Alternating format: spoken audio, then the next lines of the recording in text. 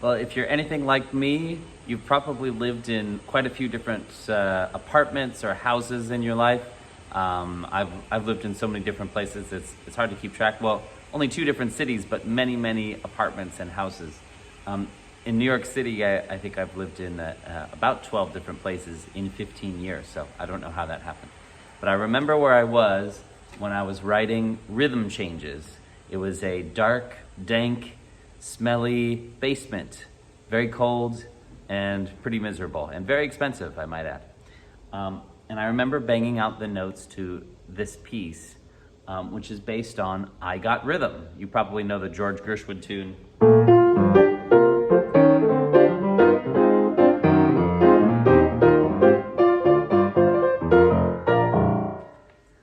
And of course, jazz players will know on a gig if you say, let's play a Rhythm Changes. Well, they know what you mean, that you're playing a piece based on the changes, the chord changes of I Got Rhythm.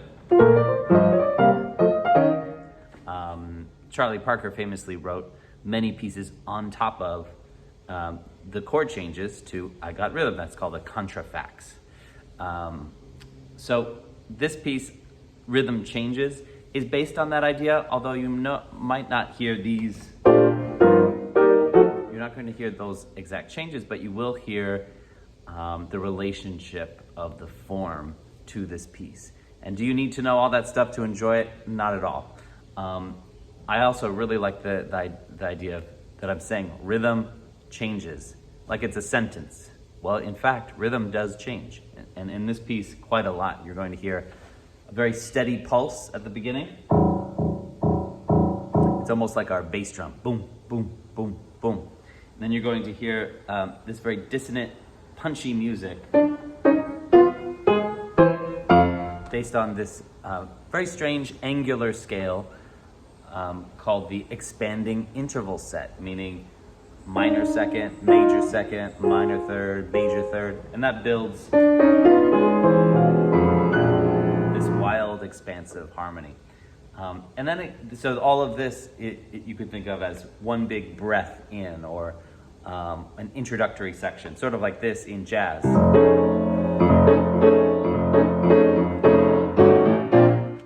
Right before you go into the tune. When the tune starts, you could think of it as being centered in E flat major, although it's still related to this opening material also. Again, you hear that steady pulse. You can think of it, boom, boom, sort of like the bass drum that you might hear in a jazz band or marching band. So this is what you can think of as the A section. There's a kind of contrasting A section, which is, I think of it a little bit more Spanish in flavor, but that wasn't necessarily on purpose. It's taking that angular kind of music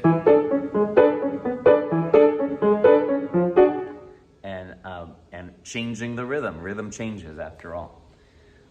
This is sort of a B section. You could say it goes to a kind of C section, where things slow down, and you're going to hear a nice, some pretty music that swings a little bit.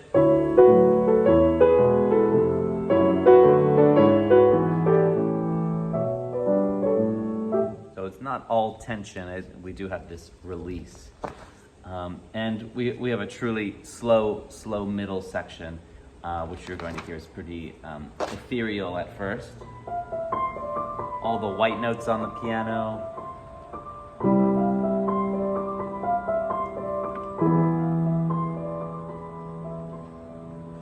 Okay, very pretty. And that goes into a kind of reharmonization of what you've heard earlier with this music. Well, that's turned into this.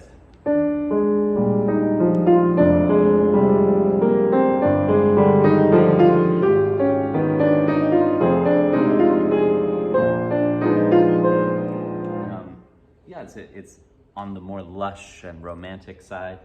I go on a kind of adventure. You could think of all of this as the bridge, which is it's in the rhythm changes. So the bridge area, sounds something like this.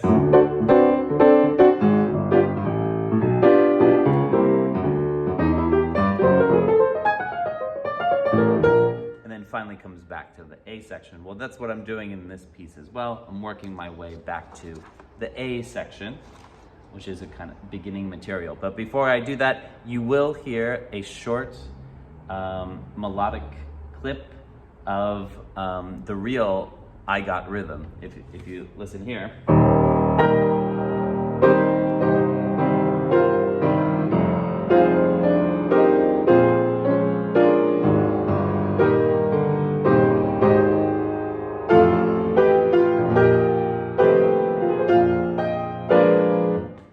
I played a couple of new notes there, but I'm permitted to do so because this is a composer performing his own work. I'll have to practice that later. But as you can hear, I've quoted Gershwin himself, and that goes right before I'm going back into my A section. All right, and right at the very end, this sort of works up to a big climax.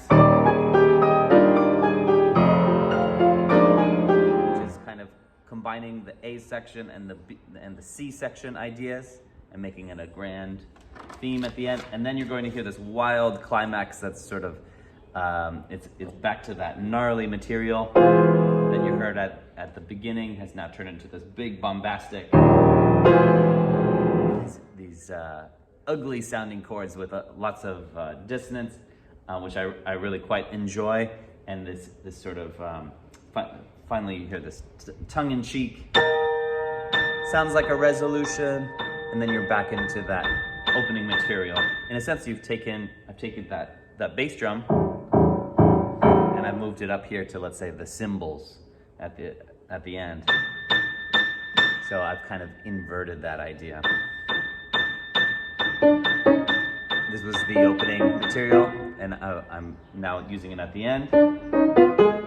Okay, and I won't give away the ending. You'll have to come in and hear the real thing. So if you'd like to tune in to Quarantine Compositions, feel free to come on by. If you miss it, that's all right. It is a beautiful day after all. I can hear the birds chirping. But you can always go and listen to the recording later. So hope you've enjoyed this, and I'll see you shortly.